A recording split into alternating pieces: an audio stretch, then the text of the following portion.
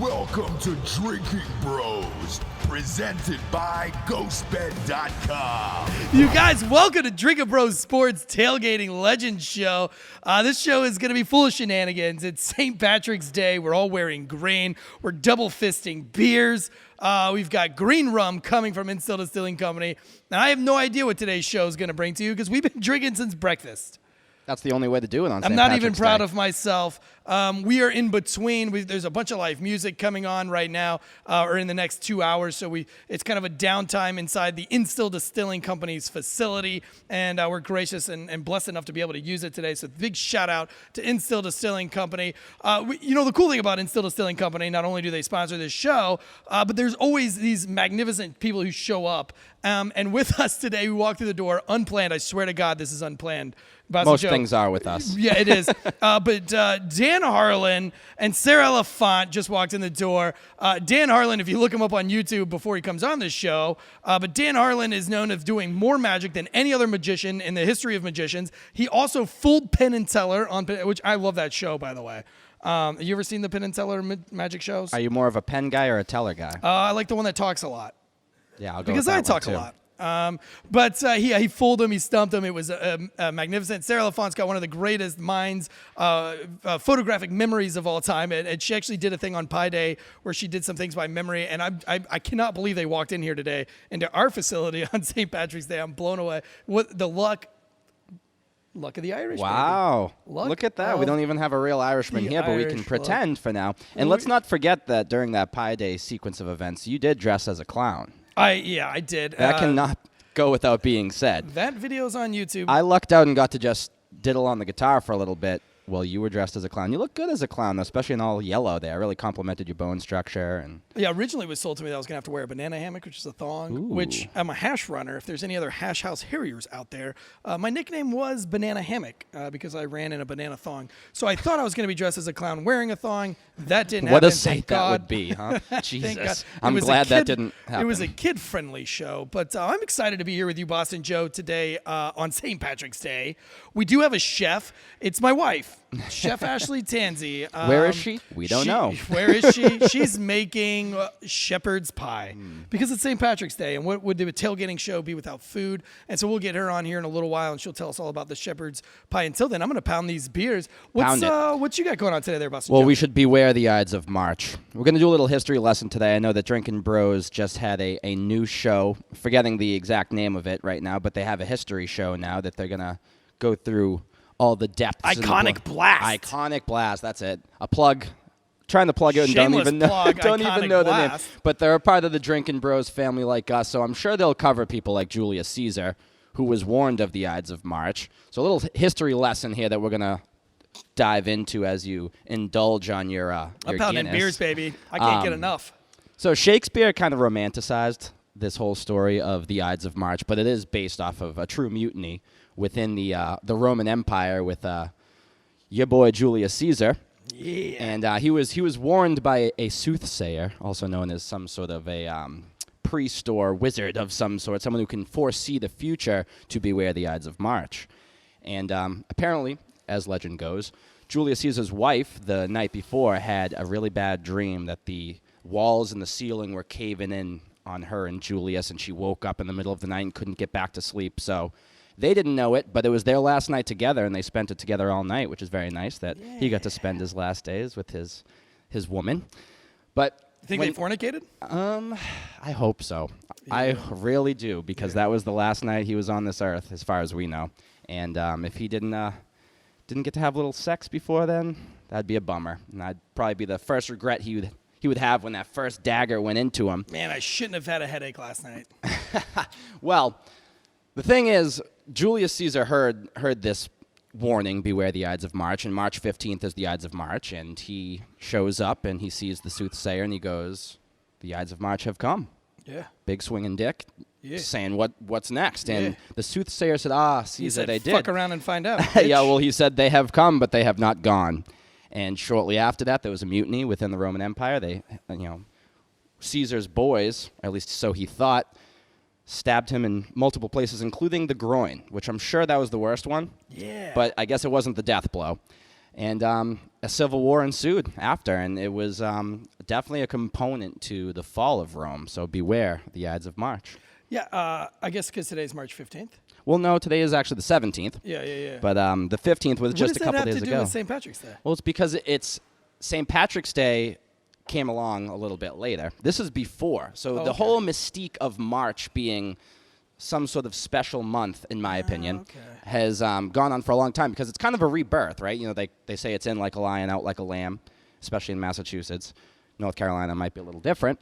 But I think March is kind of the rebirth of the earth, rebirth of Earth, especially if you're in this hemisphere where it's spring. And, you know, a lot of people think with winter, the world dies for a little bit, especially if you're up in Boston in the cold, and then it is reborn in March. Man, this show just got really spiritual.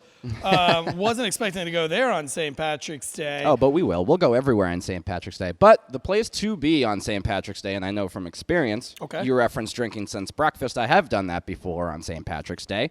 And, you did it today. I watched you. You had fucking beer and eggs. Beer and eggs, baby. Beer battered eggs. That's an Uncle Robert special. Shout out to the late, great Uncle Robert. But in Boston, it is a huge holiday. It's probably the biggest holiday in all of Boston when everyone pretends they're Irish. Who cares, baby? Who cares is right. Just wear green and kiss everyone is kind of what goes down in the streets of Boston. And ever since maybe 17, I want to say. I don't want to encourage underage drinking. But when I was about 17, it all started where everyone would beer battered eggs, right? Get super drunk before 9 a.m. Yes. Take the train into Boston. It's absolutely packed with people, loaded. This is pre-COVID when, you know, people could do that. And everyone just goes to the parade and walks around. You really can't get into any of the bars. It's way too crazy. And it's also too crazy to find a place to urinate. And if everyone in the city is drinking all day, there's going to be a lot of people that have to pee. Yeah. Especially me. I got to pee every 20 minutes. We know that from the show. You have to get up in the middle of every show and pee. So one funny... Noel and I have over-unders on which minute mark you're going to actually get up to go pee in. And so do the viewers out there, too. A little funny story is, you know, sometimes you would find little alleyways to get some privacy or not to urinate during St. Patrick's Day in the streets of Boston. And one time I was blessed with the presence of a young lady who, while I was midstream, pushed me a little bit, got a little bit on my feet. That's okay. Drops trow and just squats on down and pees. And she said she was gonna, but I didn't believe her. So when I turned, I got the full spectrum of what I was looking at. A little grossed out, and it's something that will never leave my memory banks. And that's my favorite and least favorite St. Patrick's Day memory, all in one. I've the girl peeing on the ground. I also have a peeing story. Look, this is not what Drinking Bros Tailgate Legends is all about, but you know what? Fuck it. I'm going to tell a story anyway because I like to shame myself and like Boston. You know, I do have a dad and you don't have a father.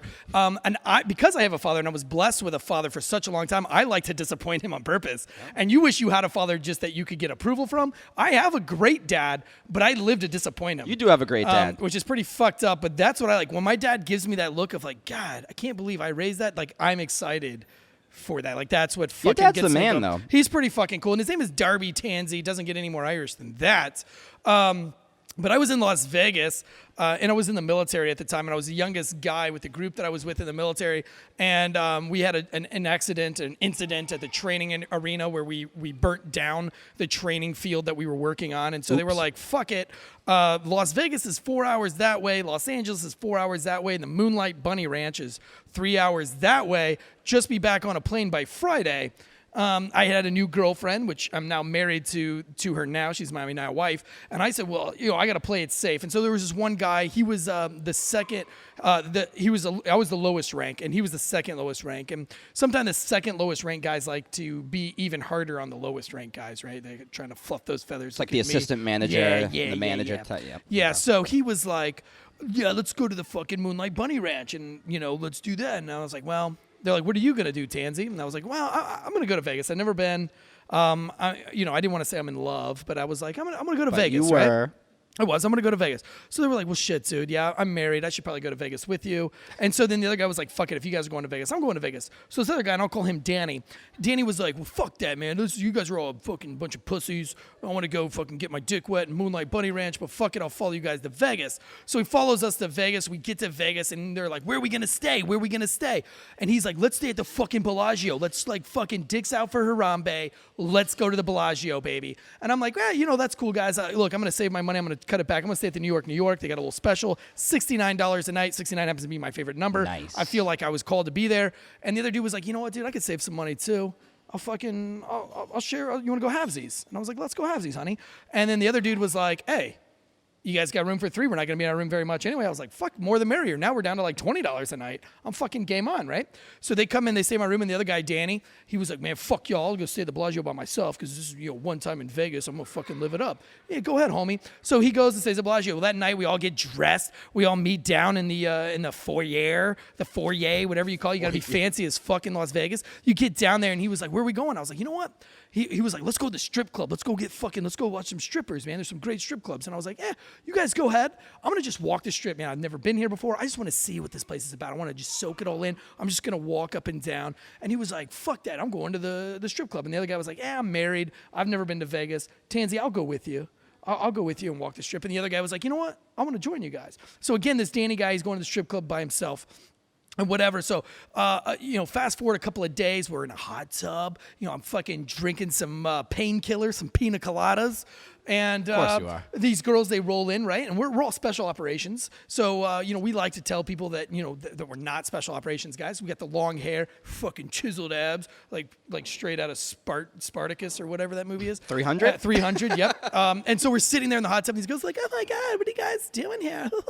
And we're like, we're here on a business trip. And they're like, what are you doing? I was like, we're tactical toilet paper dispensers to the front lines of America. So we're contractors. We fly out to Iraq and Afghanistan. We talk to the troops about the toilet paper, see what kind of their needs are, if they need thicker ply, lighter ply. They're like, no, that's so cool. You never think about that. Like, troops need toilet paper. And like, there's got to be somebody that helps them out. And we're like, yeah, so we're having a great time. They have... And when they're smoking hot, right? Wearing thongs with the little skimpy bikinis. They look beautiful. You do too, honey. My wife just walked in with the shepherd's pie. Perfect time. Her timing is impeccable as well. She knows this story. So anyway, we're flirting with these girls. And they're like, we've got a reservation at this steakhouse, a really famous steakhouse where all the celebrities sign the walls and shit. And so they invite us out to dinner. We go out to dinner with them. And I'm starting to get scared because one girl's falling for me, right? She thinks I'm cute. I know I'm not going to be able to bang her because I got a girlfriend at the time. And so anyway, we go all to the Caesar's Palace to go gambling. And we Full run into circle this, on Caesar. Yeah, right we there. run into this Danny character, and he's like, "What the fuck? What's up, guys? Like, where you been? I've been out fucking slaying pussy for like a week straight, and like just going on." We're like, "Cool, man. We're just here shooting craps at the crap table." He's like, "Who are these ladies?" And they're like, "Oh, they're hanging out with us. They're on a business trip too." And he was like, "What do you mean they're on a business trip too? You guys aren't on a fucking business trip." We're like, "We are tonight, homie." He's like, blown. "No, you guys, So he tells the girls, "Yo, dude, these guys are special operators, man. These guys are real big dick dudes, trying to toot his own horn." I'm like, man, fucking why? Like, why you gotta do that shit, Blew man? up We were the having spot. a good time. So later that night, I go to the bathroom. Ties into your pee story, and I'm peeing in the urinal. And you know how the urinals are at Vegas? They're fucking like 20 deep. Lots of how many? I mean, whatever. I'm not even gonna go into how many people trough, piss in it. you'd call it, or? No, it's not a trough. It's just urinal. And who knows how many people have peed in that urinal because they're drinking all day. And so I pull my penis out, and I'm peeing like a normal gentleman, like a nice modern gentleman. And he comes up behind me, this Danny character, and he pushes my hip. Right? He does push the old hip so that my waist goes into the urinal and my penis touches the porcelain of the urinal. Not a cool move because this guy's been kind of a big dick for going on 2 weeks at this point. How many venereal diseases did you? Yeah, right. I mean, who knows, right? I mean, you would know by now. He's like, and he's like calling me a rookie or whatever. New guy is what he was calling me. New guy. And I was like, look, dude, I'm fucking over it. I'm done. Like, you fucked with me enough. If I catch you again anywhere around here, I'm literally going to fuck you up. And he's like, oh, you going to fight me? I was like, no, but I will fucking ruin your night. I promise you. Please don't fuck with me. So I leave the urinal. We go back out to the table. He immediately starts fucking with me. Oh, this guy's penis just touched the urinal. How many fucking venereal diseases does he have now? Like, just shitting. And I was like, all right. Well, strike 5 at this point. Later on in the night, we're at a different place. Maybe we're back at the Bellagio, I think. We're going through the casino. It was a casino. And we hadn't hung out with this guy. It's been hours. And I walk into the bathroom, and what do I see?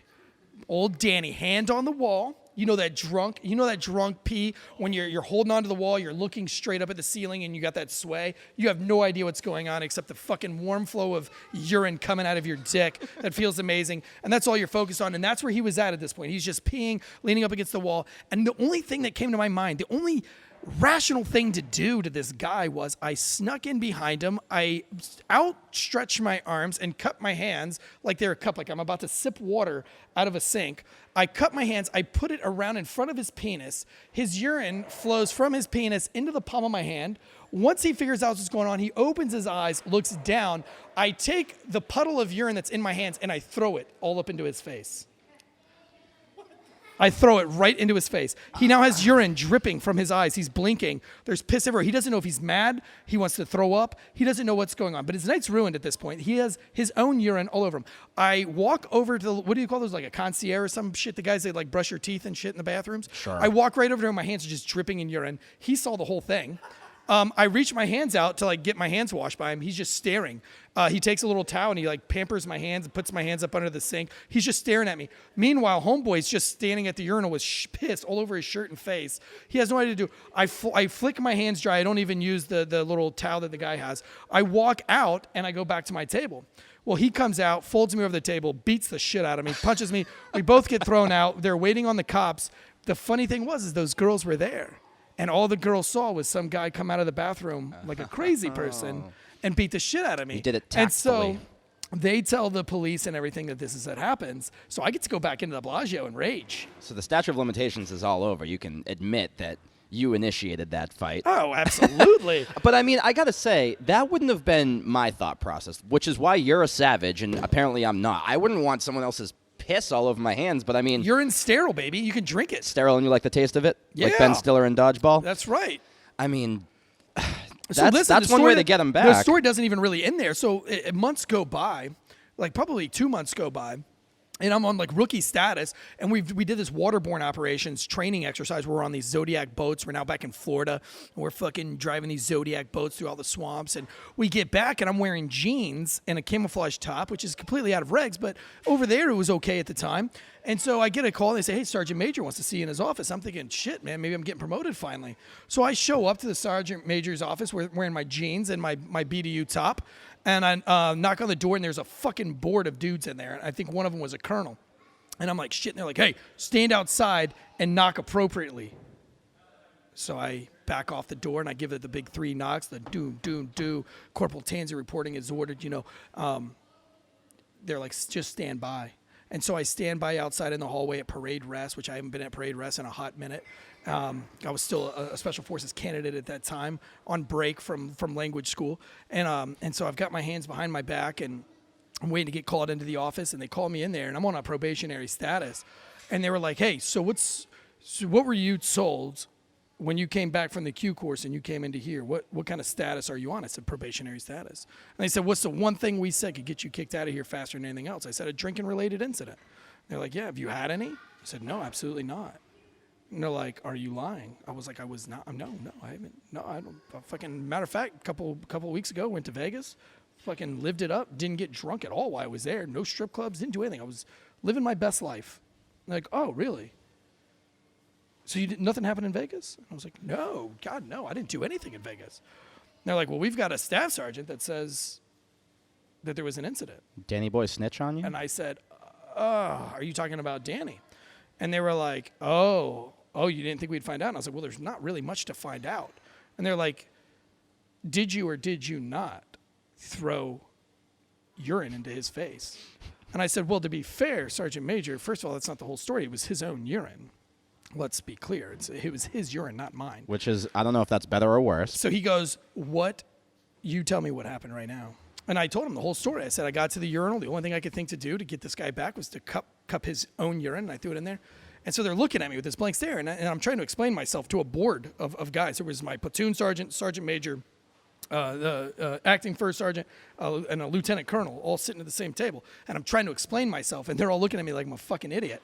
And I'm like, guys, listen, like my penis touched a urinal that might have 1,000 dicks. I mean, how many people pee a minute in Vegas? Like I would say probably 25 people a minute pee in those urinals. So 25 times, there's 60 minutes in a day, and I'm trying to like go through the math to see how many fucking people have peed in this urinal that my penis has touched. And finally, the sergeant major goes, "Shut the fuck up! Just shut the fuck up!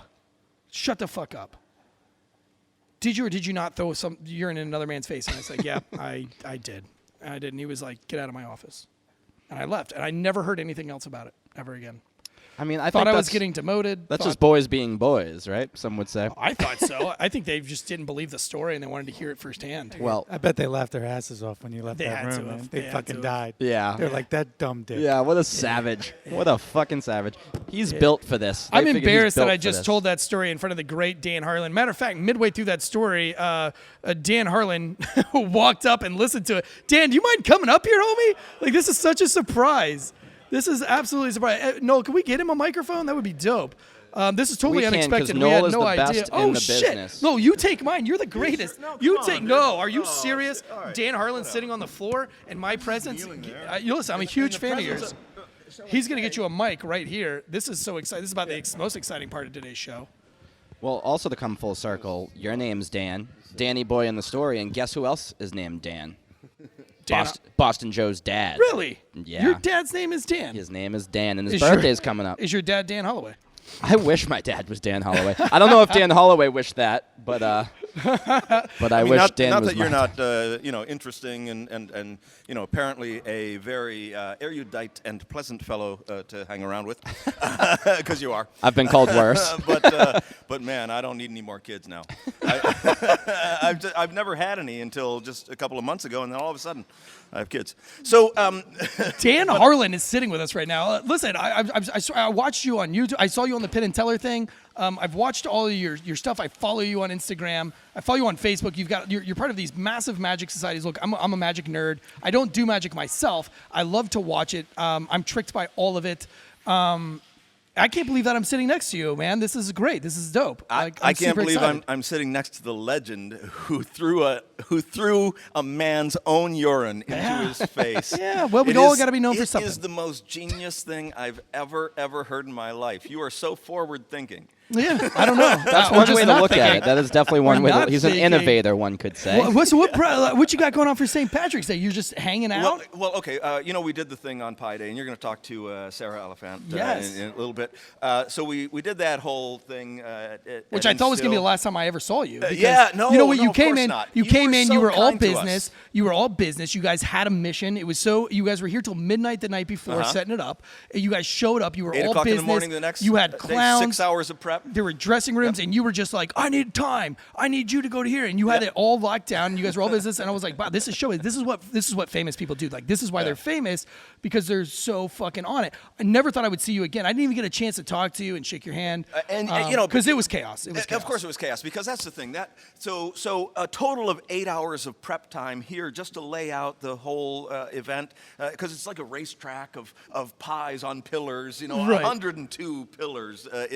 Going around here with pies on them, and then 10 clowns have to come through and figure things out. So everything's labeled, numbered, and there are lines drawn, and the whole thing. So that took 8 hours of prep time just here, and then 20 minutes to film it. Yeah, 20 minutes of just smashing pies, Smashing pies with clowns. chaos, 100 Did you fall? craziness, and- I saw a couple people fall. I It did. got A couple super of people- slick. A couple of people fell. Yeah, There was pies everywhere. I mean, how many pies did we crush?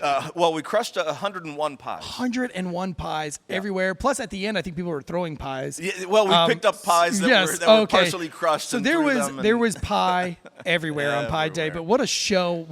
You guys are the Yeah, entertainers. yeah, and then after that 20 minutes of beautiful chaos, the cleanup, and I apologize so much. But Oh you no, were it was great. fun. Didn't It was just as anticipate fun. that. No. Did not think, we 2 have or to 3 clean this hours shit of up at the cleanup. end. Oh my! But then here you guys are. You're walking through the door on St. Patrick's Day, and I did not expect to see you, and I'm so glad you came in. We came to check on you to make sure that you were okay because of what happened. Oh man, dude, listen, it was the highlight of my weekend. week. It was the highlight of my year. To be able to say that Dan Harlan crushed 100 pies. I mean, to be honest with you, I would have expected you guys just to walk the fuck out and be done with it. I mean, you guys are the stars of the show.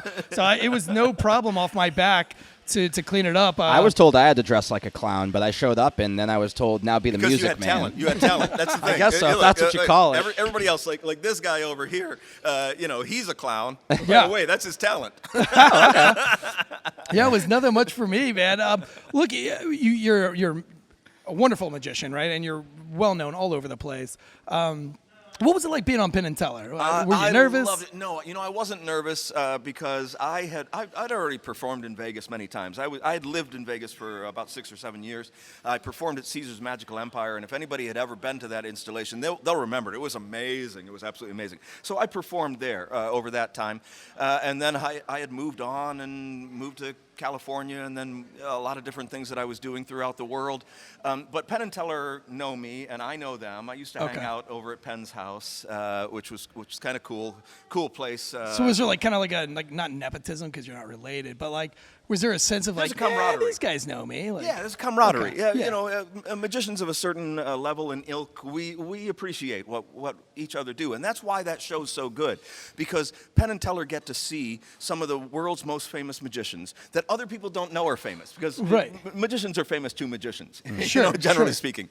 So they get to see some of the world's most famous magicians do the best magic in the world, and Penn and Teller just absolutely love that. And then if they happen to be fooled, they love it even more. It's that kind of thing. I mean, you could see their excitement, when you fooled them. The look on their face was you could tell, that was. Oh yeah, they were like, holy shit! I had never seen Penn look so childlike, with such childlike wonder in his eyes at that moment, where his jaw just drops. He has no control anymore. Did you know that was going to be the trick? And he said, "Wow, wowie," or something. Yeah. It was I gotta, adorable. I gotta ask, so magicians, are you guys showing each other oh, look what I learned, look what I can do, here's a trick to impress other magicians, which is one thing to actually impress someone like Penn from Penn and Teller. Yeah. I can only imagine hey, I thought of this riff, Jimmy Page, what do you think of it? And he gives me the thumbs up. Sure. That's the ultimate That is, and that's what that's like. And when you have idols in magic, and Penn and Teller are among my idols, way at the top of people that I admire and respect. When you have them, and they're not only complimentary about what you've done, but they also are reduced to the point where they just have to feel the wonder that a person outside of magic feels all the time. When a magician performs for someone, I hope that they feel that surprise and wonder. Yes. And to do that for my idols, it was such a great thing to do. And kind of along what it's you were asking. It's kind of like me disappointing my father. Well, that's what I live for. It would. Instead, I'm actually trying to impress them. So I think I need to talk to you about that. So that's what it's like. It's like impressing your father figure. Yeah, I know all about that. Well, no. But what I'm saying is that the people that you look up to, if you get a chance to meet them and you do something for them, they will be impressed. Yeah, that's like when Joe Rogan watches this and he hits me up. He's like, "Joe, you did an awesome job." There you go. Podcast, Thanks, right? Joe Rogan, for complimenting. Shout out to Joe Rogan. I know he's out there listening. So much to all of us. Now, maybe this is a stupid question because I'm a layman when it comes to magicians, but if I showed Jimmy Page a riff that I played on the guitar, he'd probably know how to do it. So even though you make someone like Penn be like, whoa, that's fucking cool, do they kind of know how you did it? Do they ask, how did you do that? Or you guys don't even go there? No, there are times that you will kind of fool somebody with a little bit of something that you do, or they're not quite familiar with the technique exactly the same way. So, I mean, there are varying levels of being able to be deceived by something, especially if you've been in the business a long time. Same thing with music. If you've been in the business a long time, you've seen and played and thought about a lot of it. But you might still be surprised by something that somebody does and go, I'm not quite sure how that actually is done. There might be that. But since magic is a mystery art, there is more of that deception, subterfuge, all of those kinds of things going on. There's psychology. So there are levels of it that are non-physical. That's where the real work is happening. Yeah, that's where the magic happens, right? Yeah. I always like to say that that even though magicians are known for making something out of nothing, we often make nothing out of something. And by that I mean that we're actually working really hard, but we don't want you to notice it. Okay. That's the sleight of hand, right? Yeah. So that's what let it's me about. ask you about David Blaine, because Sure. a friend, I believe a friend of yours, a friend of the show, Joel Givens, calls him David Lame. But I think David Blaine's pretty fucking cool. Now, he does obviously the card tricks and the magic, the stereotypical magic, but he's also doing sort of extreme stuff, right? Yeah, sure. Pushing the body to its limits. Again, on Rogan, I saw him, put like a ice pick through his arm, and then recently he did that thing with the balloons where he was like above where planes, fly, like I believe 30,000 feet. But he's up there, freezing cold, just balloons just hanging there. So, is that magic, or is he just pushing the boundaries of what humans are capable of? Pushing the boundaries, and that's where I gained the most respect for him, was that when he found a niche, and that's it, where nobody was doing this extreme endurance kind of stunt, and you're like, is it real? Isn't it real? Yes, it's got to be real. And he does do, I can't say 100% of everything that he's showing like that is real, but I also can't tell you that it's not. Right. Right? But I can tell you that there is stuff 100% that's real. That's real that he's doing. That are these. Some of them are based on ancient stunts. Some of them are great ideas that are modern. But that's what he's the best at, because he is a mysterious stranger, and that was like his first special, So or whatever it was, the first one that mattered. all I'm saying is that early on, when he was just doing card tricks and just doing the stuff the coin trick, some of the things that became really, really big, that was all because he was the right guy with the right attitude in the right place at the right time with the right skills. So you can't be down on him. Right. But honestly, He played the cards. skills was the least of what he needed. Yeah. It was the right guy, right time, right place. He references Houdini a lot as someone he looked up to. I know that's probably almost cliche amongst magicians to reference Houdini, but who's like your Houdini? Who's your number one guy girl? Man, number one for me. It's such a challenge because I've drawn inspiration from so many different sources. So maybe I'll mention like 3 or 4 number ones for me. Go for it. So I'm going to go way back to Doug Henning. You guys remember Doug Henning at all, or ever seen anything about him? Yeah, there you go. Yeah. So Doug Henning was the first guy in the modern world on TV that broke the mold of the magician. So he wasn't wearing a suit or a tuxedo or anything like that. He was wearing spandex, rainbow outfits with sequins and sparkles. Like the David Bowie of magicians? Yeah, David Bowie of magicians, exactly. But he had big frizzy hair and these buck teeth. Hilarious, but so fun. He was filled with childlike wonder. So he was fantastic. And then when David Copperfield came along, and he really put the suave back into it, and it was super cool. And, he had the eyebrow raise and the whole thing, It was really, really good.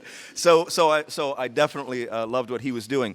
And then there's other people that you may not have seen that are so popular. People like Lance Burton with his Dove Act out in Las Vegas, or my friend Jeff McBride with his Mask Act. These are guys that put together manipulation acts that last about 7 minutes. Right. And they go on to these programs, where as a variety show, variety show or that kind of stuff. Right. And they do a spot. And it's that same 7 minutes over and over again, but it's so strong. Right. It's such a strong 7-minute spot in this show that it's so powerful. You're like, oh my gosh, I've seen a full magic show in 7 minutes. Yeah. So these guys, I really respect Look, what they have done. Since you're all about like your 7-minute spot, right? And there's and this. Let me give you a 7-minute spot. Let me give you a 7. Is this putting you on the spot or no? Not at all. Can you produce? We're gonna give you. It doesn't even have to be 7 minutes, but this is your show right now. Oh, cool. Entertain us. Yeah. It's your segment, baby. Oh, I'd love to What entertain you got? you. Yeah, all right. So You got a here, trick? Look, I do. I have something for you. You know why? I said that with confidence because I knew he fucking would. I knew he fucking Almost would. like you know what you're doing. Yeah, Almost like I know what I'm doing. Almost. But here's Sleeves the are coming important up. part, Oh, because, boy. this, By the way, you have I'll to go ahead and eliminate give you this all plug. Possible solutions. Go Sure. on. I'm going to go ahead and give you this plug. If you're not following us on YouTube, now's the time to Hammer the like button. hammer the like button over on YouTube, on Spotify, iTunes, or any I'll podcast. stand up here. That's Give good. us a review. That's what keeps this show alive. Is that 5-star review on Spotify and those likes on YouTube. We are And comments. And comments. Yeah, we want to hear the comments. Talk about how We need to see stupid we them. look. Whatever you want to say, Yes, just yes. comment. Yep. We love the feedback, positive or negative. First We use comment, it to our I will throw advantage. urine in your face for the first comment. All right, here we go. You're ready. You are ready. I am totally ready. And Eric, here's what I'm going to do for you. I'm going to He's tell got you. a napkin in his hand. That's right, and I'm going to tell you a little story. You're familiar. You've seen a ton of bar napkins, so this is just another one. There's nothing else there. That's why I put my sleeves up, because this story is very simple, and I don't want you to be confused by anything extraneous. Okay. The story goes like this, and it's a true story. Okay. When I was very young, my mother and I were sitting on the back porch of my family's house, and the full moon was just rising up over the horizon. My mom told me that the moon and the stars and all of the planets have magical properties, and I still believe that to this day. Now, what I'm going to do with this napkin is to fold it in such a way that with a single tear, I can make a picture of the full moon. Oh, my gosh. And I'm going to do it with one tear, a perfect circle with a single tear. It's kind of like origami, but because I'm tearing it, I guess you could call it terrible origami. Now, I wouldn't do that because that's ridiculous. Sure. But you could do it. Okay. Now, I'm going to leave those pieces connected. You see how they're still Yeah. connected there in the center? I do. Just reach over and pinch onto the center like that so that you know it's still connected. That's Okay. perfect. No, hold on. Hold on to it. Okay. Yeah, hold on. And we'll tear it off together. So you know it came right out of the center Yep. of this napkin. Now, Yep. don't lose that. Let me Okay. just check to see if I've been able to make a perfect circle with a single tear. And I have. Oh, he's got a perfect There it circle is. in the middle A perfect of circle. the napkin. Right? With a single tear. Yeah. Do you see the man in the moon? He stuck his face in the It's circle. a dumb joke. It's a great joke. Well, all right, thanks. I appreciate it. Because I understood it. That's why it's a great Oh, yeah, joke. well, all most right. jokes go right over my head. I got that one. That's only because you're short. Now, yeah, Sorry. he certainly is now. Sorry, Tansy. While you're down there, let me Yeah, ask right, you if yeah. you can throw some urine up here. in my Yeah, while you're on that your doesn't knees. fit with this trick, but Yeah, I'm on my knees for Dan Harlan. That's how much I like you. Tansy's at his best on his knees. so I'm going to try to get this back because this is supposed to be a beautiful, charming Sure. story. You could probably Yes, tell, couldn't yes, you? Oops. Right. Sorry, It's hard to tell a story about your mother when I'm on my knees. over here. Yeah, well, if you knew her.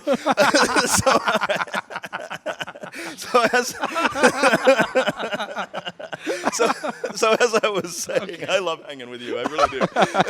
Good. Most people don't. Yeah, so as I was saying, my mom and I, my Sure, beautiful, sure. Yes, my beautiful, pristine mother Yeah. and I were sitting on the back porch, right? Right. Now, she had told me that the moon and the stars and all the planets were magical. Okay. You know? And I noticed that just to the side of the moon, the first star was coming into view. And I said, if they're all magical, well, what about that first star? She said it's the most magical of all. And she taught me a poem, and it goes like this. You know it. Starlight, star bright, first star I see tonight. I wish I may, I wish I might have this wish I wish tonight. And I wished that I could do magic. And Eric could be on his knees. And my wish came true. Holy shit. The napkin is gone. Now, Did you absorb it into your skin? This is the guy No, why I- I love fucking magic, man. This is fun.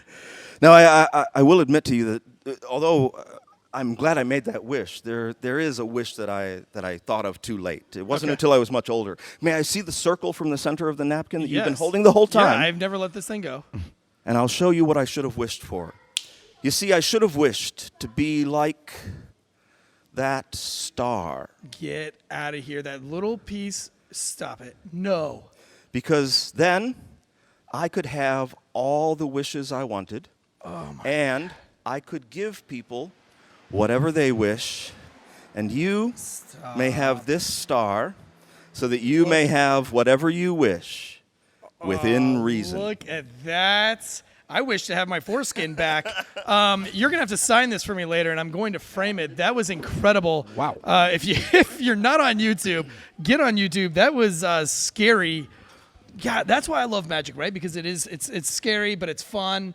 Well, you mentioned a childlike wonder when you were referring to some of your favorite magicians, and that's really what it's about, right? And, we try to be a sports show at least, and there is a childlike wonder to sports as well, and that's why I think there's a magic to sports as well. When, they're obviously completely different fields, but they kind of go hand in hand with the sense that they're both seated and Yeah. childlike wonder. Yeah. Because, as fake athletes like me, you grow up aspiring to be real athletes, right? And that's always that childlike wonder. You're playing a child's game. And even, someone who can throw a baseball and make it cut and break or throw it at 100 miles an hour, a perfect spiral on a football, that's a form of magic. It is. You know what I mean? It absolutely is. And that's a mastery of a craft turned into an art.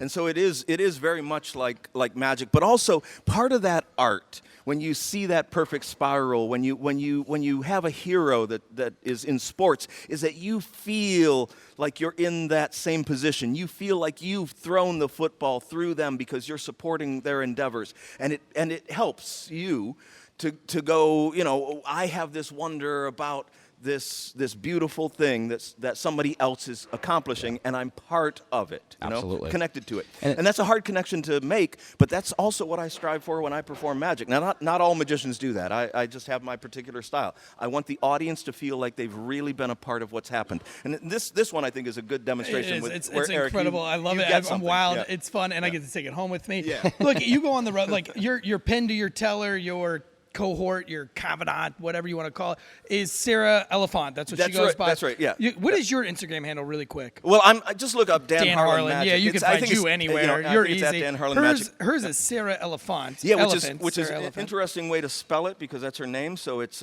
she'll tell you all about it. Oh, She'll sure. spell it out for you. Would you She's here, mind, because she is here, and she's one of the greatest minds, photographic memories. Yeah. How often do you get to meet somebody with a photographic memory? And now here we have her, and she's got some big things up and coming. I think that we briefly talked about it. I'm going to get her up there, and then we're going to have the food come out because it looks like I can smell the food. Stick around and have some food with us. I think there's I'll be plenty here. of it. Dan, again, thank you so much, You sir. are so welcome. Thank you, You're guys. amazing. And there's nobody I'd rather listen to than Sarah. So I'm going to enjoy this. While Sarah's making her way up here, our sponsors today, Instill Distilling Company, makers of the finest craft rum in the United States. Now available all over Florida. They're in Jacksonville, Orlando, Tampa, St. Petersburg, North Carolina. We are from the mountains all the way to the beach in North Carolina. So huge shout out to Instill Distilling Company. Also go whiskeywear.com. That's whiskeywear, W-A-R-E. Whiskeywear.com, promo code LEGENDS, all capital letters. Get you 10% off on any customizable or featured premium whiskey glass available. If you wanted to get Sarah Elephant on a glass with some magic cards or some Or a little pie elephant. numbers or an elephant, $19.95 on whiskeywear.com, promo code LEGENDS, get you 10% off. There's no minimum order required. You can order one, you can order 2, 6, 7, 8, 9, but they start at $19.95 and they go down from there. I love their glassware. I have a few myself. We have a couple of Drinking Bros custom glasses. I think that they're actually going to get sold on this Drinking Bros store whenever it gets up and going. But Sarah, thank you for sitting through us on that little sponsor shout out. Well, I'm going to have to get myself a glass now. I You have didn't know to. I could do this. They're This was wonderful. very worth it. It's wonderful because whenever you're sitting at home, you're drinking after, like, we have one that my wife's maiden name is Davidson, right? She's part of the Davidson clan. It's a Scottish thing. They're all really into it. And so she drinks her bourbon or her rum every night out of a glass. It's got the Davidson clan crest on it. I was an airborne paratrooper. Thank you for my service. But I drink, I'm just kidding. I drink one with a parachute on it because I'm airborne. Boston Joe drinks out of one that just says, I wish I had a dad, is what it says on his glass. I wish I had a father. No, it says, thanks, Mom. It says, thanks, Mom. Yeah. Yeah.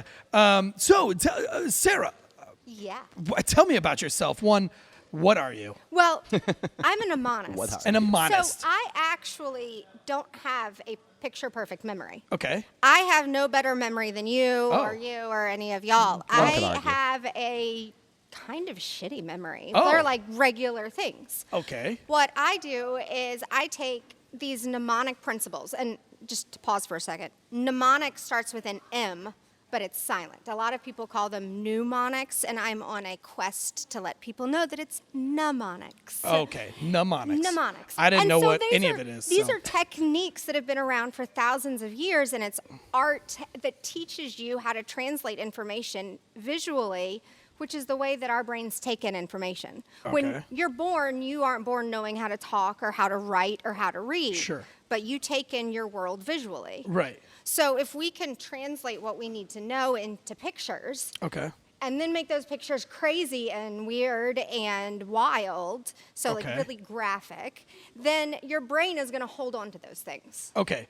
So I spend my time writing crazy stories that teach things like 500 places of pi.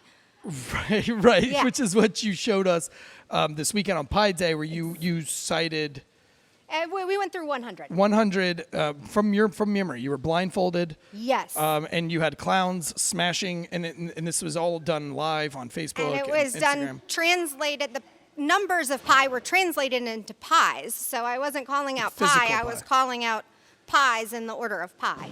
Yeah, it was insane, and you did all from Yeah. memory. Listen, I was just as nervous watching you do that because, I mean, I tried to memorize the Ranger Creed, right? We have some of us in the military, we had to memorize this creed, and I still to this day know it. But I remember that anxiety in the schoolhouse watching, because if you didn't get the Ranger Creed perfectly correct, you could not eat. And so you had the guy in front of you, and he would be reciting the Ranger Creed, and he would fuck it up. And then, you would watch him go. And so you always had this anxiety, not for yourself to memorize it, but for your buddy to memorize it. Yeah. And so when I was watching you, I had that same anxiety. I'm like, wow, we're only like half, we're into like the 20th digit or whatever. Yeah. And I'm like, when is she going to fuck this up? And then sometimes you would have like a 30-second pause where and I'm just like, oh, it's fucked. The She's wheels over. are turning. Well, She's and done. part of that was because I wanted to do it live. I didn't want to. I have this There's no download trickery. coming out that teaches. I have a version that for performers that teaches you how to perform. Wait, Essentially, you what have I did. what is it coming out? It's an ebook. Okay, you have a book coming out. Book coming that out. teaches you how to do that. How to memorize pi. So I also have a version for layman that teaches you how to memorize pi, but it's through crazy pictures. I'm going to tell you right now, I don't care how good your book is. I don't think I could do that. You think I could? Oh yeah. Well, you were a clown, so I'm giving a copy to all of my clowns. Oh shit! And I totally know you can. Like you really can. Well, now I have to do it because Yeah. I want to What prove. about the musician who was there playing some You know what? I tunes? think I could probably get a copy Yeah, to the you cheap musician bastard. that was there playing doesn't some like free music. stuff. Yeah. cheap bastard. Yeah, if this musician promises that he'll use it. Of course, and then we'll put it up on our table every time we have a show. We got to add to the collection of books. Yeah, that we used to usually have we used to have like a collection of books up here, but because it's St. Patrick's Day and everything was really rowdy in here earlier, and then we had to like clean out and then get ourselves in. Then we got a band, like a full band, coming to set up after us. We just kept it simple today. Yeah, But no so you books. got this ebook coming out. It's going to teach you how to do the whole pie thing. When did you discover this? Like, what brought this on? So I grew up learning this way. When I needed to memorize the 50 states, my dad and I went through, and like Minnesota looks like a mini soda can. So I picture a little mini soda. And Idaho, I picture a bag of potatoes that have had a hoe took a chunk out of it. And so I went through and made these images that look like the states. So that's how I grew up thinking. And I didn't realize that what my dad had taught me was this system of mnemonics that have been around since pretty much the dawn of humankind, because that's how we used to keep information when Yeah. we didn't have Right. writing. Now, let me ask you real quick. Do you think I'm not saying this is incorrect, what you're saying. I believe you. But do you think everyone's brain is the same where everyone can learn this way? Or do you think everyone's brain kind of works differently where it works better for you, where it So- might not work for Tansy or me? So about 8 years ago, I was reading a magic book, and I discovered something called the Amazing Memory Test. And it was the first time I had run into mnemonics. And basically it said, if you learn this, you'll know how to memorize a list of 30 objects thrown at you randomly, and you can call them back in any order. And I was like, oh, this is the way I grew up learning. I didn't realize. And that's when I discovered mnemonics. Okay. And so I have had so many people that have never learned this way that have picked up these systems and have started thinking in images and pictures and song and dance. And this is how they are learning. Interesting, Because interesting. really what's happened is everyone used to learn this way. Memory was the pillar of what we did. And art was surrounding that. And performance and ritual and ceremony, that was all part of how you remembered stuff. Yeah, you were in Catholic school. You had to memorize all those Bible verses and everything. Yep. How'd that work out Well, for you me? know, the Bible actually was organized for mnemonics. Not Really? Yeah. Because that's the reason they broke it into chapters and verses, And was verses, those yep. chapters and verses would have mnemonic cues that would then help whoever was reciting it to say. This seems like something like a must-read for teachers out there. Oh, well, it's a must-read for everyone because Yeah. it really is life-changing. I've worked with kids who thought they couldn't learn, they couldn't do anything, and so they were had given up on school. And then we walked around the neighborhood, and I taught them quickly how to imagine certain things happening on our walk. And then all of a sudden, he knew all of the presidents of the United States. Right. And so from that, it's like, oh, well, if I can learn the presidents of the United States in order, I can learn anything. Yeah. And so really for me, it almost makes me angry that Right. does make me angry Sure. that like so many people have lost this because it is so fun. I mean, I draw paintings of sub sandwiches pooping all over towers. Like, I mean, And this helps you remember what? Well, actually, sub is S, which is like a 5. B is like an 8. P for poo is like a 9. So that is 5, 8, 9, which is your 10th, 11th, and 12th digit of pi. Oh, wow. shit. It all ties back to pi. Yeah, doesn't all it? pies are pi. Pie's been on my mind. I can't imagine why. Yeah, right, yeah. 'Cause look, it was so the pie crazy lady. watching that. Like, my level of anxiety was so intense that day. Oh yeah, back to what and you you said. did great. It I was had- fantastic, man. I had It never was- gone through it blindfolded. I didn't want to have like, all these rehearsals. I wanted it really to be like the challenge of we're Yeah, 'cause we doing didn't this rehearse. live. We rehearsed fakely how to destroy the pies. Yes, but we didn't watch you do your stuff. Yeah, Dan took everyone through. Listen, kind and of then what to what was do. incredible about that thing, Noel, we always joke, because Noel's a producer of our show, and we're always like getting ready for the show, and it's all about time, and we're trying to get the cables right and the lights right and everything like that. Your production, you guys went to the 10th second. We were like, he was like, give me the 10-second mark, and we're all like 10, and you were like 9, 8, and literally he was filling the last pie. Yes. My anxiety level that day has never been so high in my life. I remember being like 2 minutes before this thing was supposed to go live to thousands of people, and me going, there's not even one fucking pie here. Where are the fucking pies? There's supposed to be 100 pies. And literally with like 2 minutes to go, he was like, some guys in here with like hands, and there's people filling pies, 100 pies in 2 minutes. It was all the way to the second. It was so fun. And then you come out, because you had been kind of like tucked away. You come out in this elephant costume. Brilliant. Sarah Elephant. You come out, you stand in the middle, and I'm going, how the fuck are the camera? Because the camera crews, that you don't know this, but they were rehearsing following you, but you weren't even there. And I'm like, what if she steps to the left? What if she steps to the right? My anxiety was fucking through the roof. But I was like, fuck it, ain't my show. If she's embarrassed, it's on her. And you fucking rocked it. There was Thank you. pie shit everywhere. I had an absolute blast. It was a pleasure. Oh, do it was you so much fun. do you participate in St. Patrick's Day at all? You got the green hair. That's why I asked. Yes, and I'm wearing a green shirt under all of this. Oh, But, okay, like I didn't okay. know that we Sure. were going to do this today. Surprise! We just came by to make sure. Surprise! Surprise. Do you like shepherd's pie at all? I Are you do picky? like Well, I was going to shepherd's ask what's pie. your favorite kind of pie, but you blew that. Chef Tansy. We got some shepherd pie because this is a tailgating show, so we always have food to go with And the show. it's Would you? pie. And I it's love- pie. And and you're it's obsessed with sh- pie. oh. Could you bring up 3 pies for us, honey? And this is my beautiful wife here. She's Your the chef for favorite kind of today's pie. show. What would be St. Patrick's Day without shepherd's pie? Honey, if you'll drop those pies off, then you'll come over here and share this microphone with me. That would be dope. Oh, mid first. This is a beautiful pie. Oh, this is amazing. Now, shepherd's pie isn't shepherd's pie unless it's made with lamb, and it's called cottage pie if it's not lamb. Was this made with lamb, honey, or was it made with beef? It was made with lamb. Oh shit! Are you serious? Yeah, You made this with lamb? I did. Wow! So it's real shepherd's pie. Mm-hmm. You have to go right into the mic. Yes, there. I'm it's gonna real talk loud. shepherd's pie. Get Tell us real how you close, made you it. two. I started by sautéing onions and carrots with a little oil and garlic, salt and pepper. I added the lamb, browned it, drained it, and then we added flour and tomato paste and some other stuff to thicken it up. And then I put that in the bottom of a baking dish and then made some Kerrygold style mashed potatoes to go on top. Had to use the Irish butter instead of the French butter this time. Because you are as French as it gets when it comes to this, but you also have a Scottish last name. But you love the Celtic culture. Was it fun to cook this dish? Yes, it was fun, and I liked tasting it as I went along. This is absolutely incredible. I can taste all the flavors. The lamb is delicious. It really gives it that pop. Can you taste the lamb? You can really It's taste the amazing. lamb. It's incredible. And the Kerrygold butter. What are your plans for St. Patrick's Day today?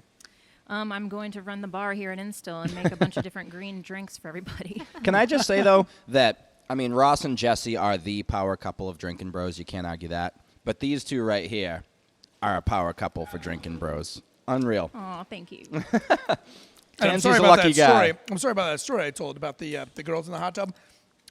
I didn't technically cheat on you because we were only dating. We weren't married. But anyway. Tansy Thank you so much, confessional. so- Jesus. And again, why she's so awesome is because she puts up with that, ladies and gentlemen. Man, she's really Brings good. Pie. This is amazing. Isn't it amazing pie? Yes. Is this Holy your cow. new favorite pie? Forget the numbers. I Yeah. want the food. Well, I'm sitting here being very disappointed that shepherd's pie wasn't one of the pie choices that I used. Next year. There's always a next year. There is always a next year. We'll have to throw in shepherd's pie in there Wait too. for St. When Patty's does Day to this get that. book come out? When does this ebook come out? So Plug the it book. actually is going to be up on my website tomorrow. What is your website? We'll try to plug this Yes. up on the Oh. YouTubes. So, and back to my name, SarahElephant.com, Okay. which essentially comes down to Sarah Elephant with an extra L. Okay. So SarahEllephanT Elephant with the extra L. with the extra L. And there, and I have an image of an elephant. Now, when I also- see you, I see an elephant, which makes me remember your name's Sarah Elephant. And the H Fan. kind of goes into the elephant, so it's Sarah Elephant. And Is the elephant your spirit animal? You pretty much didn't have a choice with that name, actually, right? the narwhal is my spirit narwhal, animal. yes. You know, Yeah. again, the full circle thing. Are you familiar with the movie Elf? Yes. Do you remember when he's like, "Bye, buddy. Hope you find your dad." Yeah. Thanks, Mr. Narwhal. Do you know how Yes. many times I've gotten, "Bye, Joe. Hope you find your dad." Thanks, Mr. Narwhal. And on the dartboards it says narwhal. We were noticing that earlier. shit. Yeah, narwhal everywhere. The narwhal is like the unicorn of the ocean. yes. Right. Yeah. Well, and the narwhal, it's not a horn, it's a tooth. Oh, is that what And it it's is? constantly growing. And so it's constantly like breaking through the skin. Wouldn't that be dope as fuck if all our wisdom teeth, instead of having if they just grew out the side of our fucking of our faces, like fucking like a warthog or something? Why would that be like, good? Fucking sweet. That would not 'Cause be good nobody for likes anyone. to get their shit pulled, asshole. I fucking hate getting wisdom teeth pulled. Yeah, that wasn't fun. Yeah, I had a bad time with that too. But, I you know. actually did have a fifth wisdom tooth growing into my sinus cavity. Which You is are funny. special, Much aren't you? like You a- had, I have 5 baby teeth right now. I swear to God. Oh, I just Jesse spit on you. Wiseman has baby teeth. I just spit on you. I'm so It's sorry. okay, at least it wasn't pee. It wasn't. She heard that story. It was a good story. No, but I go to the dentist all the time, and anytime I go to a new dentist, like if I move, they always get all like crazy. And they're like, "Oh my God, you got 5 baby teeth. Like we need to pull those and get the other ones to come down." But I had one dentist in Florida, and he said, "If those teeth don't hurt you, I'm not going to pull them down because there's no guarantee that the other ones will come down. So if Yeah. I pull the baby teeth out, if they're there and they're healthy, it's fine. It's all the doctor. Every time I go, we do the X-rays. We have to do second X-rays. I tell them, they don't believe me. They're like, "Oh my God, how is this happening? How have you not lost these teeth?" But yeah, I've got 5 baby teeth. You really are a they man tiny? child. I am. I don't know what it is. Are they tiny? I don't think so. I mean, I feel like I got a nice. Want me to knock 'em out I for don't- you? I can't sit there and say, "Oh, that's a baby tooth. Yeah. That's a baby." I don't know. idea. I can't tell. So Yeah. my teeth don't bother me. They don't hurt. So I just leave them right there in place. And it was actually when I joined the military, I told them, I was like, "Look, I've got 5 baby teeth." They did the like X-rays. a They're like, "We're shark. gonna pull these fucking things out." Why did you have to tell the military that? You have to, because you have to do full dental records, and they love to pull teeth when you join the military. Really? They don't want anybody to have. They don't want anybody to have teeth problems. So they yank everybody's teeth out right when you join the military. Teeth problem. Yes, they don't want anybody to, because you can't get a toothache downrange. So first thing they do is you go through dental.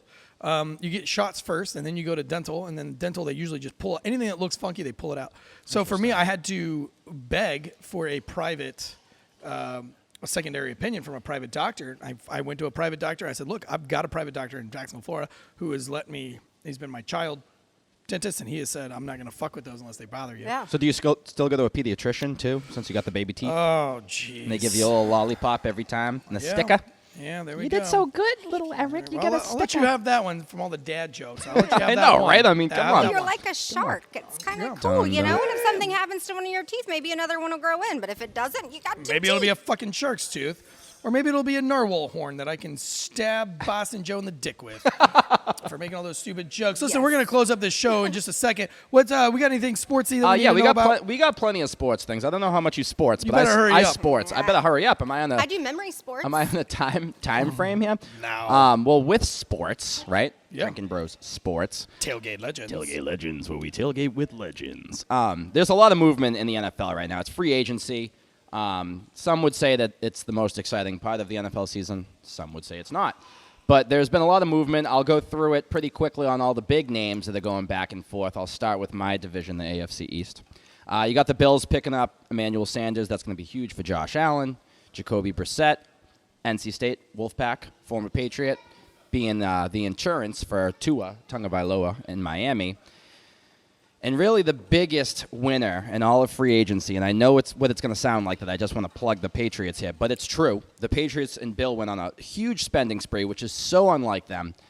They re-signed Cam, which I don't know about that right now. But anyway, they signed Nelson Aguilar, and they signed 2 tight ends, Hunter Henry and Jonnu Smith. Now, they haven't signed 2 tight ends and had 2 big-name tight ends on the roster since they had Gronk and Hernandez. Okay. So when I see Hunter Henry and Jonnu Smith, I just think one of these guys has to be a serial killer. Because the Patriots have a history of having, when they have 2 big tight ends, one of them happens to be a serial killer. They go into jail at tight end, they come out a wide receiver. They also picked up a lot of defensive players like Matthew Judon. Corey Davis went to the Jets, so his career's over. That's where wide receivers and NFL players alike go to die for their career. They go to New York. Jets. But the Jaguars from your native homeland. Yeah, I mean, they'll fuck it up, whatever they did. Well, they got Urban Meyer, right? His first big NFL experience. I'm very curious to see how that's going to go. Yeah. Nick Saban. Good for him going back to Florida, though. I mean, he did so well with the I mean, Raiders. he's definitely beloved there. Maybe Tebow can be like president of football operations down there with him. That would be cool. He can be I president. love Tim Tebow. He can be president of my heart. I love fucking Tim Tebow, too. I do. But anyway, Urban Meyer's there, so there's definitely going to be a complete culture change with the Jaguars. They have the first overall pick. It's pretty much set in stone. It's going to be Trevor Lawrence. They had the most cap space going into free agency. They signed guys like Philip Dorsett, Marvin Jones, Carlos Hyde, Shaq Griffin. And really, Urban Meyer's getting his team together, which I think is why he went there in the first place. You have the first pick. He's got to change the culture of Jacksonville. He has to. He's got to change it. I mean, that's a loser franchise from day one. It was. It absolutely was. And Tom Coughlin proved that. Like, the minute he leaves, he fucking Super Bowl champion. I wish he never left. That way the Patriots might have a couple more Super Bowls if he never went to the Giants. But old Eli Manning. Speaking of, we talked about Jacoby Brissett, a former Wolfpack player. Joe Tooney is also an NC State alum. And he left my team, the Patriots, and joined up with your boy, Mahomes, to help protect him, because that's basically what led to the demise of the Chiefs this year in the Super Bowl. They couldn't protect Mahomes. You got to protect the quarterback. So they solidified that offensive line a little bit, picking up Joe Tooney. And then the Bears, right? So Russell Wilson has been talked about as being shipped somewhere else. The Seahawks were open to trade talks, another NC State Wolfpack player. And the Bears offered 3 first-round picks, a second, and 2 potential starters for Russell Wilson. They didn't get him. So they do what most people do, and they go with the redheaded stepchild and Andy Dalton. And Andy Dalton is going to be under center for the Chicago Bears again. And honestly, a guy like that with the red hair that he has, I just love to see him playing, especially on St. Patrick's Day. I know there's a lot of Irish people out there with red hair. But since we're talking about St. Patrick's Day, Ryan Fitzpatrick got signed by the team formerly known as the Redskins. We'll call them the Washington football team, to round off our NFL free agency minute of Ryan Fitzpatrick's Day is what we're celebrating today. But a little fun fact, St. Patrick wasn't even Irish. And I know that most people probably know that at this point. I don't. Tell me. So he wasn't Irish, but instead he was kidnapped by Irish raiders at 16. Oh, good for him. Right? He was then taken into captivity for 6 years, converted to Christianity, some old school form of Catholicism back then, I'm sure. And there's a lot of legends that surround St. Patrick, right, and all these different things. Why do we wear green, and the shamrocks, and the thises and that's. It was said that he drove the snakes out of Ireland. There are no snakes in Ireland. Oh, shit. It's way too cold to have snakes in Ireland. So it ended up really being a metaphor for what St. Patrick did, was he was spreading Christianity in Ireland and getting paganism out of Ireland, which is basically what he did. That was what made him, famous. He died on March 17th, this day that was named St. Patrick's Day. Wow. And the 3-leaf clover idea and the whole story behind that was that, he used the 3-leaf clover or the shamrock, whatever you want to call it, to symbolize, the Holy Trinity, the Father, Son, and Holy Spirit, whatever you believe in. That's what he did. And, of course, they don't really celebrate St. Patrick's Day in Ireland. We know a couple Irish dudes. Shout out to Oisin. They don't give a shit about St. Patrick's Day. But us stupid Americans do, and it just gives us an excuse to drink and party and Just parade. get fucked up and make that's what we do. terrible That's what- life decisions. That's what us Americans which do. is what I'm really good at. So this is like my favorite day of the year.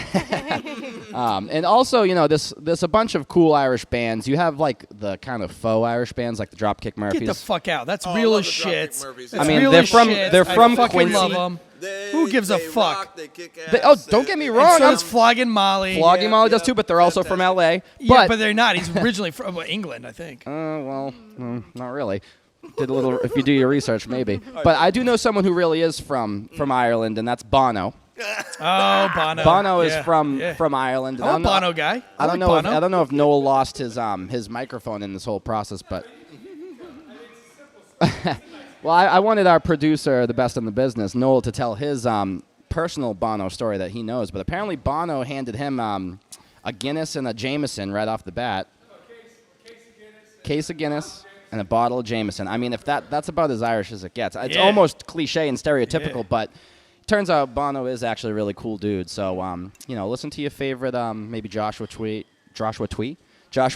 your favorite U2 That's album that rum today. talking. When that rum kicks in, And you're that- fucking, who there's knows what you're going to Guinness say here. next. I don't usually drink beers this dark, but yeah, it's St. Patrick's Day. 'Tis the season, as they Tis say. the season. Beware the Ides of March.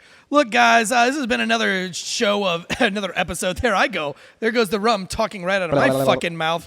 This has been Drinkin' Bros Sports Tailgate Legend Show. It's St. Patrick's Day. It's time to go get fucked up. It's time to go get wet at the Instill Bar. Until next time, ladies and gentlemen, cheers. And I still haven't found what I'm looking for.